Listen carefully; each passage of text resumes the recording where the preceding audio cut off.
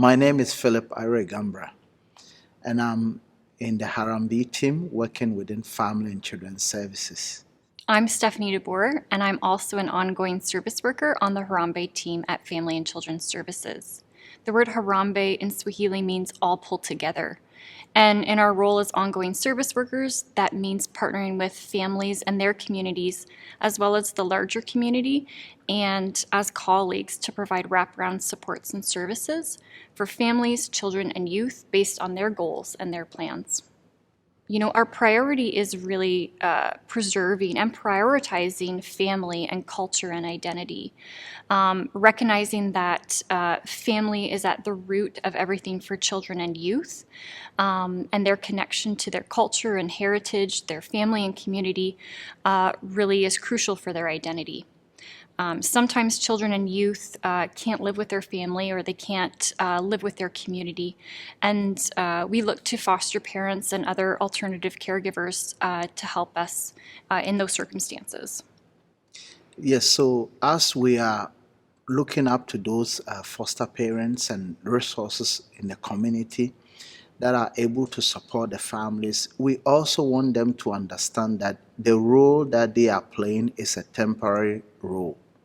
That means that we are still looking at how those resources and those individuals can also support the families and the children, connect them together, and then offer them that support so that they can move on and then be part of their family and their community. Yeah, our goal is really to partner with foster families and alternative caregivers, provide them with support in a number of ways so that we can really keep the child's identity, their family, their culture, and their community really at the heart of things. And certainly we would continue to work to looking at the child's family network and the community for longer term connections or placements or whatever might be needed. And research continues to demonstrate how important this is for the families and the children that we support.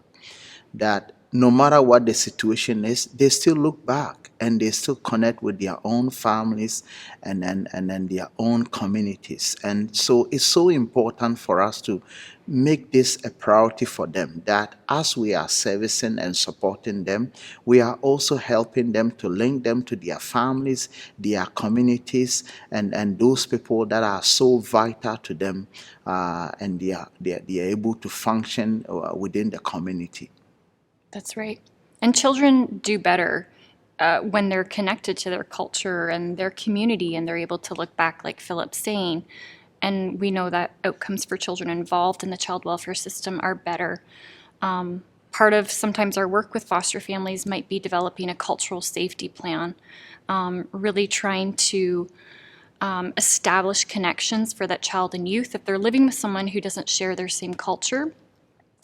Establishing a connection with a family member, relative, or another member of their community who can come alongside the child and youth, teach them about their culture and their heritage, and to help them navigate life experiences.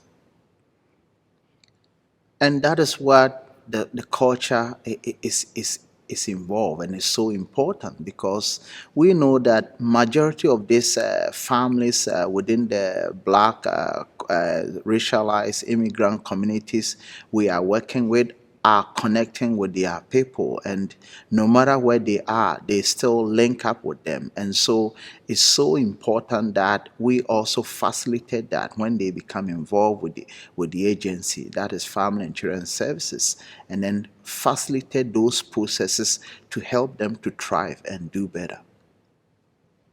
So I think there's so much importance in terms of us also as workers, as within the Harambee team. It's also a process of learning for us, whereby we are learning to even understand more the families we are working with and the communities out there that we are serving. And I see this as so valuable lessons that I keep on learning, and then discovering myself in the process, and understanding that I am not the authority, I'm not the solution. I am just helping, working alongside with them and helping them to solve their own problems, instead of me being a problem solver and taking everything on myself, which in a way is not respecting them and not respecting their culture, the strength they have, all the valuable resources they themselves are able to bring on board. And that is something that I really don't want us to take away from. Yeah, I agree. For me, it's been a huge process of unlearning and challenging how we've worked with families in the past, really trying to disrupt our previous models of service delivery, and challenging some of my own biases and recognizing that and how it impacts my work.